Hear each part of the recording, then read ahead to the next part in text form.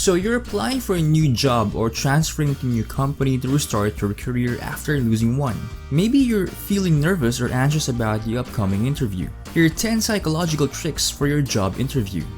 Number 1. Choose the window hours for making a great impression. Do you know there's a perfect time for acing a job interview? It's from Tuesday to Thursday from 10 a.m. to 3 p.m. In these times of the day, you have the best chance of making a great impression. Here's why. Monday is the hardest part of the week. On Fridays, everybody feels it's the weekend, and the earliest times of the day are hardest to focus on. By choosing these times of the day, your interviewer will more likely be in a better mood, which will make it easier to build rapport. Number 2. Use this power priming tactic before the interview. Do you know you can appear confident and powerful just by doing a simple pose? According to multiple studies, holding power pose will instantly make you feel commanding. If you can find a private place before the interview, you can stand in the Superman pose with your hands on your hips and your head angled upward. Hold it for a few seconds shortly before entering the room. This should help you appear cool, calm, and collected. Number 3 is dress psychology. Here's how to make a strong impression by dressing the right way. Including a splash of red in your outfit shows you're a bold risk taker.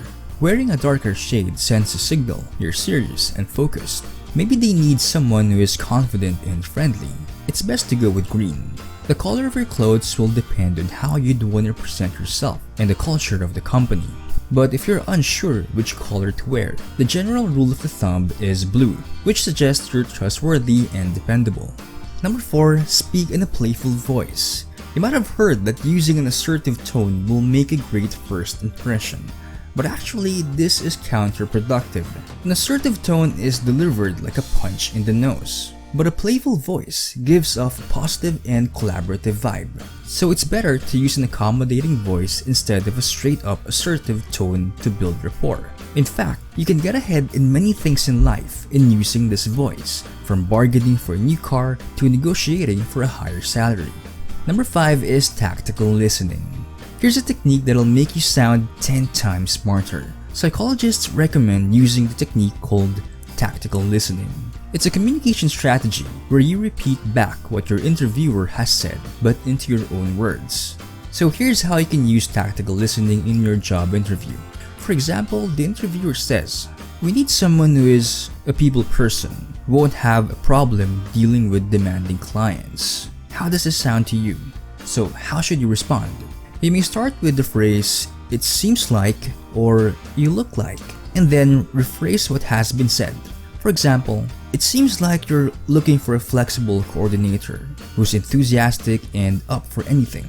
That's exactly how I would describe myself. Just be careful not to use the word I, such as "I think," because it sounds like you're being self-centered and arrogant. Tactical listening shows you have a comprehensive knowledge of what's being talked about.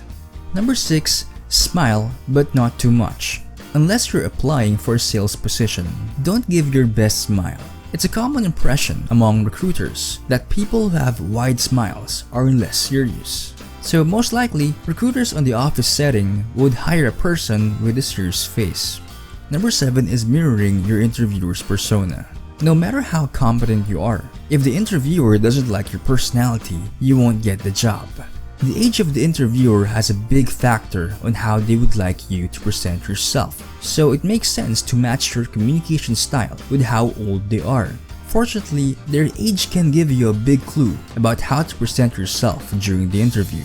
For 20 to 30 years old, show samples of your work in a visual format and talk about multitasking skills. For 30 to 50 years old, talk about how you find balance between personal life and work.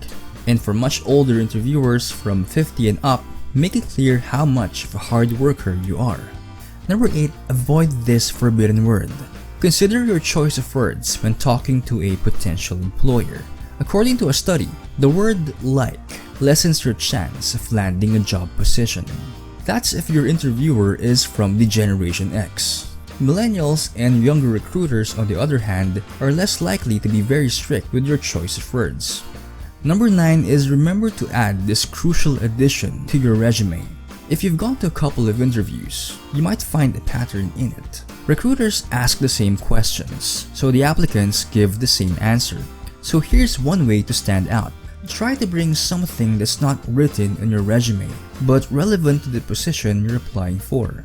Let's say an experience that has taught you an important lesson that is also useful at work. That'll somehow make your interview remarkable. Leaving the recruiter think that there's more in you than what you wrote in your CV will make you stand out. Number 10, last but not least, is the similarity attraction. Interviewers trust applicants who have something similar or common to them.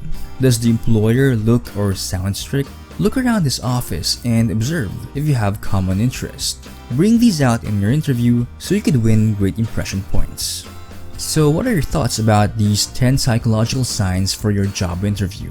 Let us know in the comments. Also, make sure to leave us a like, share this video with your friends, and also subscribe to our channel for more great videos like today. We hope you enjoyed our video and we'll see you next time.